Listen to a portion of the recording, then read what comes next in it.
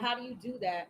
Um, living living your lifestyle and retaining your lifestyle and being able to maintain what you have.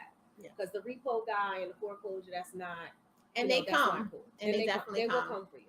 So to start out, let's talk about really the beginnings of what does it mean to be financially free? What does financial emancipation mean? Now, granted, financial emancipation will mean different things to different people.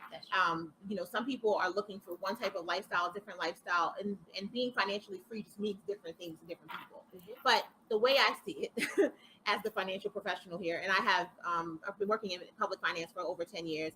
I have a background educationally. I'm a certified financial instructor, so I have a background in finances. So I speak as the expert on finances here. And what I can say to you is that I have 5 fundamental ways in which you can walk towards your financial emancipation. The first one has to do with stop telling lies about money. So we tell a lot of lies, and there's a lot of financial dishonesty that goes along with money. And the reason it's the first step towards is because it's the biggest, I would say it's the biggest hurdle for most folks, which is to be able to tell the truth about how much money you make, the things that you can afford, what you're able to do with that money, who you are, how it relates to you, your financial story. You have to be honest about that. And that's the basic thing that you need to do before you can even attempt to fix your credit or create a budget. You just need to begin with being honest about who you are financially. So that's a big place to start. Um, it is. And it doesn't necessarily, I guess, well, I think people attach like a number Mhm. to who you are and where you belong on the scale.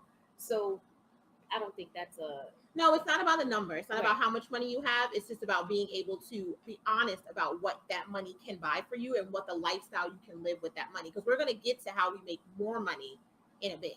Because you do need, if you need more money, you can make more money. But we have to deal with first the money that you have. And that's what leads to the second fundamental to financial emancipation, which is respecting the money that you have.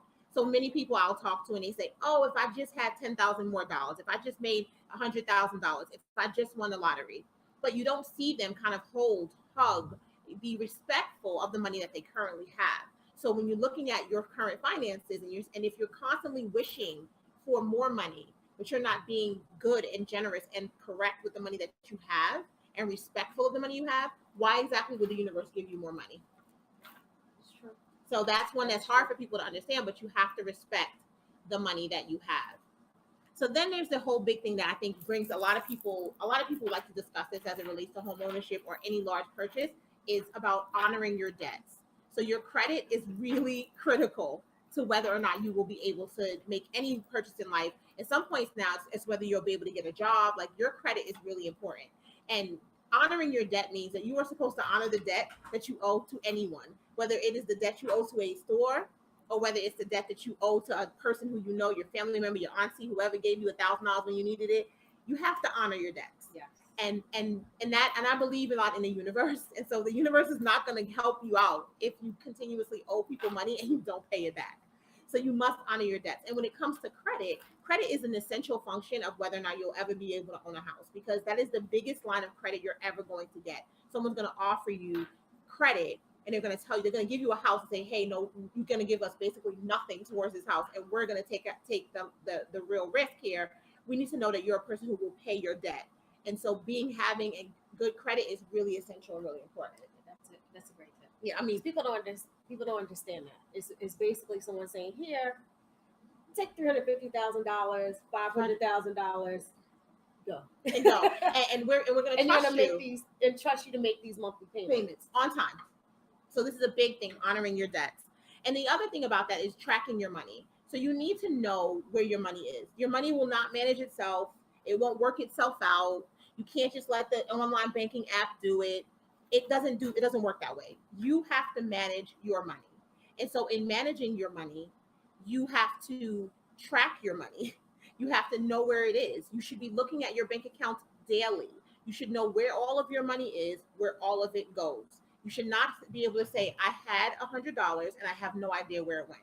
Because if that's the answer you have, that money was wasted. And we're not here to waste money. Right. And I know we've all done it. But when you are getting to your financial emancipation, and please don't mistake, the use of the word emancipation is intentional. It is to say that you're going to be freed in a way in which you cannot be put back in bondage. You will not be allowed to be stepped back into the way that which you've been managing your finances all this time. So we are looking to get more than free. We want like our emancipation. Preach, sister. So Preach. in that instance, we do not want to just kind of do little things. This is drastic. We are taking real steps so that we can get totally emancipated from this burden of finances that we've all been taught to live under. And finally, you have to decide what you value as it relates to your money, and then allocate your money accordingly. You know, I mean, so many people tell me they want to buy a house, and then if you look at how they spend their money, they only buy shoes or brunch. And so if or that vacation. is or vacation, so you have to decide what you value and allocate your money accordingly. If you value stability, then you need to allocate your money properly to savings. If you value home ownership or the potential for home ownership, you need to allocate your money accordingly so that you are saving towards a down payment or saving towards being prepared for that. Allocating your money to having a good credit score. If you really want to have a good credit score, then you need to allocate your money to pay your debt. So it's all about allocating your money appropriately. So those are the 5 ways in which you can walk towards your financial emancipation, which is getting free from the burden of your finances.